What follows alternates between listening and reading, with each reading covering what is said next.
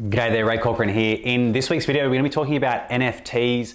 What the hell are they? Why are they selling for so much money? In some cases, tens of millions of dollars. And should you invest in them? How do you invest in them? Where do you buy them? How does it all work? All to be explained in this week's video. So NFT stands for non-fungible token. Now, fungible basically means that it's something, a fungible asset is something that can be interchanged or exchanged and it would still have the same value. So in the finance world, this could mean something like money. So if you had a $10 note and I had a $10 note, we could exchange them. They would both have the same value. It is not like mine is a special one of a kind.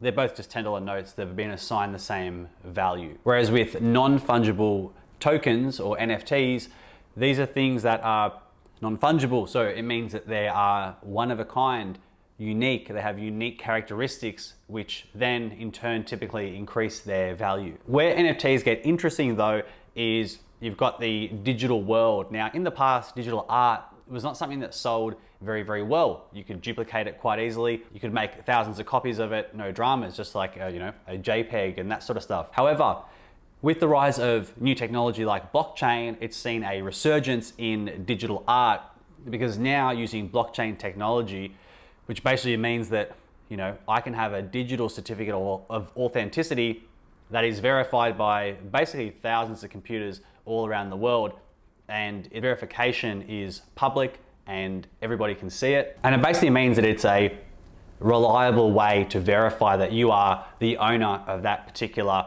one-of-one digital asset. And NFTs can have multiple different forms. So you can have art, you can have baseball cards, you can even have it can be an access token for you to get, like the DJ Blau in the States.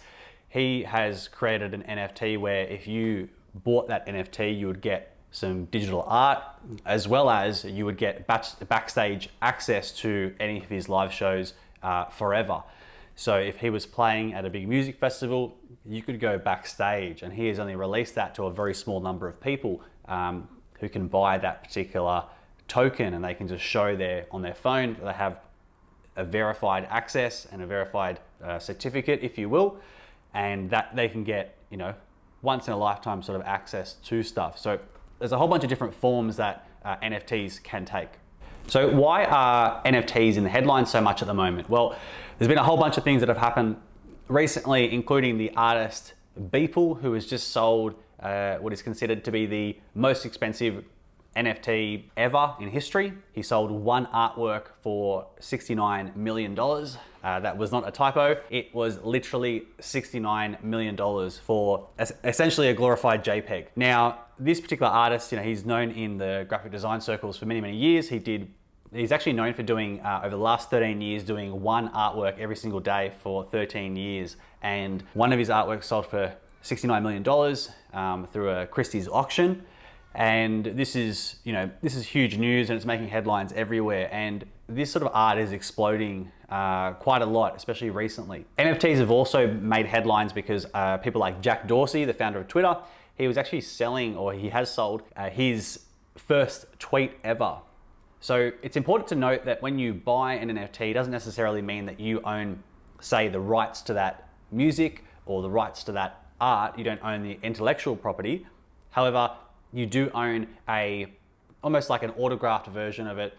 You own a one of one or a one of 30 limited edition or rare version of that, which can be verified through the blockchain. And there's been a host of other people starting to sell digital art now, whether it's Grimes or Blau, or I think Logan Paul was doing some stuff recently. So lots of different people are selling digital art. Blau made $11 million in 48 hours. So it's pretty serious money that people are making.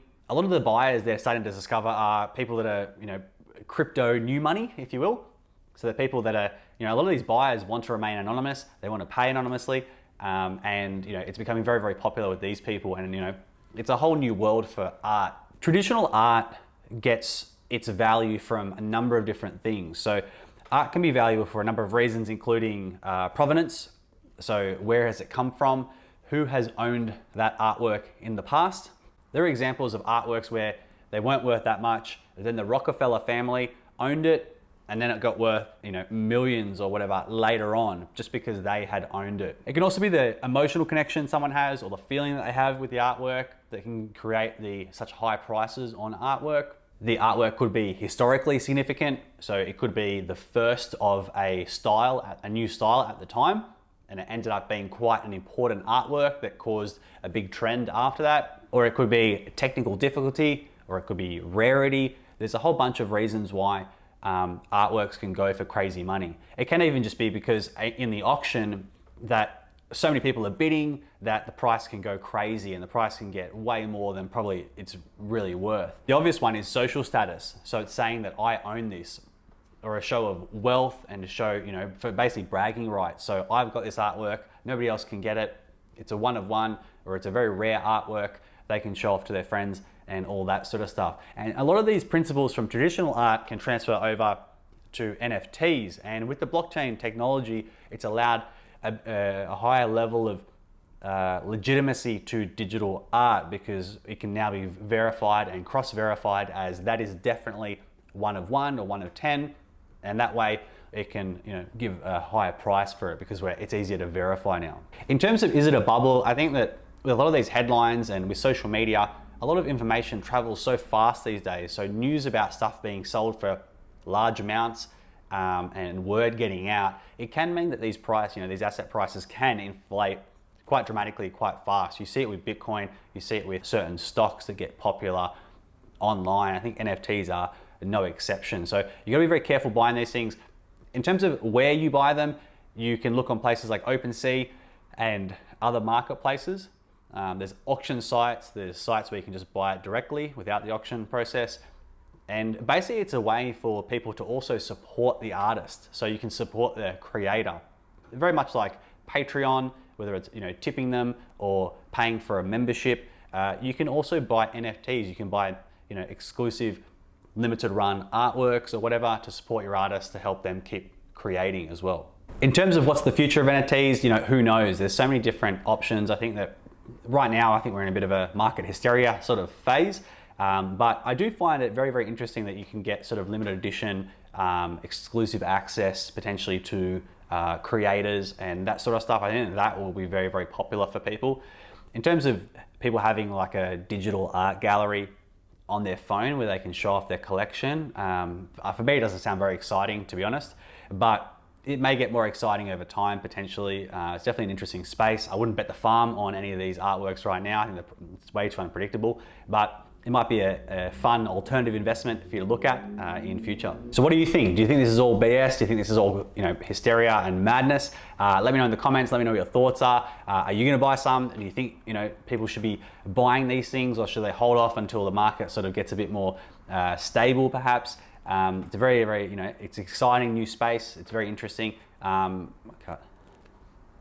So what do you think? Do you think this is all BS and mass hysteria, or do you feel like this has real value and people should really consider this for their investment portfolio? For me personally, it's maybe not something I'm getting involved in right now, but maybe I'll be eating my words in a couple of years when all these things start skyrocketing. But it's definitely an interesting space. I like the fact that you can support the creator, and it's definitely going to obviously evolve over time, but it's anyone's guess how this is all going to go. So hope you liked that video. As always, if you like the video, like the video. And if you want to subscribe and see more videos about making money, investing, saving money, all that sort of stuff, consider subscribing, and I'll be very appreciative. Cheers.